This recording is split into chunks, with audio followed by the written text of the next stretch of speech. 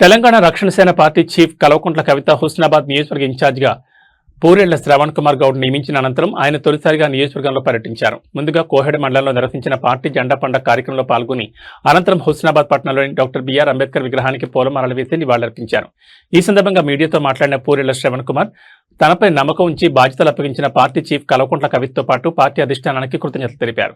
నియోజకవర్గ ఇన్ఛార్జిగా బాధ్యతలు స్వీకరించే ముందు 5 మండలాల్లో పార్టీ గద్దెల నిర్మాణం చేసి జెండా ఆవిష్కరణ కార్యక్రమాలు విజయవంతంగా నిర్వహించినట్టు చెప్పారు. హుస్నాబాద్ నియోజకవర్గ యువత ఉపాధి కల్పనే తన ప్రధాన లక్ష్యమని పేర్కొన్న ఆయన బీటెక్, ఎంటెక్ పూర్తి చేసిన యువత నుంచి ఈమెయిల్ ద్వారా బయోడేటాను స్వీకరించి వారి అర్హతలకు అనుగుణంగా ప్రముఖ కంపెనీలతో అనుసంధానం చేసి ఉద్యోగ అవకాశాలు కల్పించేందుకు కృషి చేస్తామని తెలిపారు. ఇందుకోసం ప్రత్యేక ఈమెయిల్ హెల్ప్ లైన్ ఏర్పాటు చేసి జాబ్ మేళాలు నిర్వహించనున్నట్లు వెల్లడించారు. అదేవిధంగా పోటీ పరీక్షలకు సిద్ధమవుతున్న నిరుపేద విద్యార్థులకు హైదరాబాద్ స్థాయి నాణ్యమైన అధ్యయన సామగ్రిని తన సొంత ఖర్చులతో అందజేస్తానని తెలిపారు. గౌడవెల్ ప్రాజెక్టు భూ నిర్వాసితులపై నమోదైన క్రిమినల్ కేసుల విషయంలో బాధితులకు న్యాయ సహాయం అందించేందుకు ప్రత్యేక హెల్ప్ లైన్ ఏర్పాటు చేసి హైకోర్టు ద్వారా ఉపశమనం కల్పించేందుకు చర్యలు తీసుకుంటామని చెప్పారు.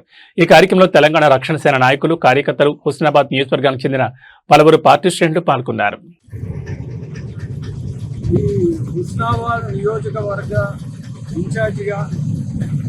తెలంగాణ రక్షణ సేన పార్టీ తరఫున ఇన్ఛార్జిగా బాధ్యతలు స్వీకరించడం జరిగింది.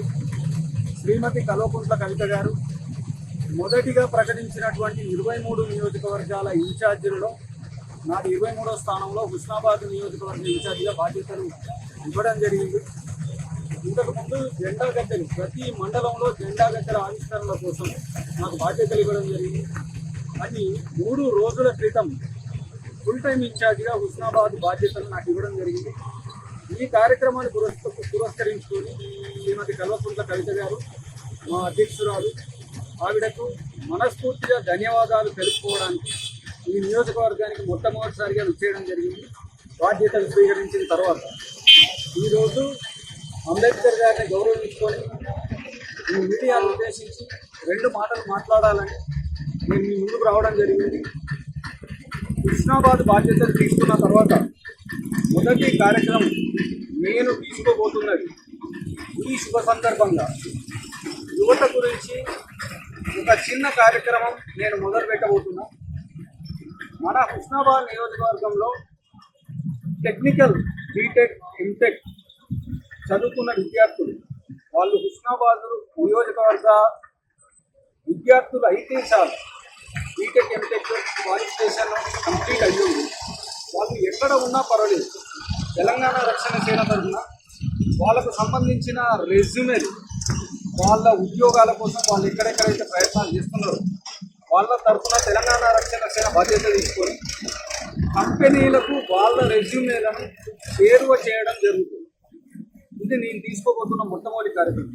అట్లాగే కాంపిటేటివ్ ఉద్యోగాలకు సంబంధించి గ్రూప్ 2, గ్రూప్ 1, ఎస్ఐ, కానిస్టేబుల్ ఇటువంటి ఉద్యోగాలకు సంబంధించి నిరుపేద విద్యార్థులు ఎవరైనా మెటీరియల్స్ లేకుండా బాధపడడం కానీ, ఇన్స్టిట్యూట్స్కి సంబంధించిన మెటీరియల్ లేకుండా బాధపడడం, వాళ్ళందరికీ కూడా హైదరాబాద్ స్థాయి మెటీరియల్ని నేను ఉచితంగా అందించడానికి నేను సిద్ధంగా ఉన్నాను.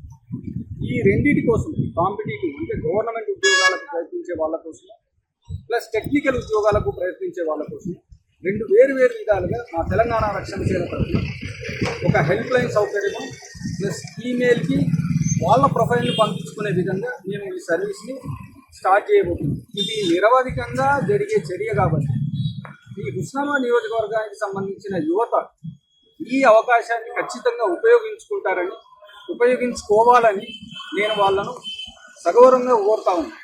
ఎందుకంటే ఒక ఉద్యోగం వస్తే కుటుంబం నిలబడుతుంది.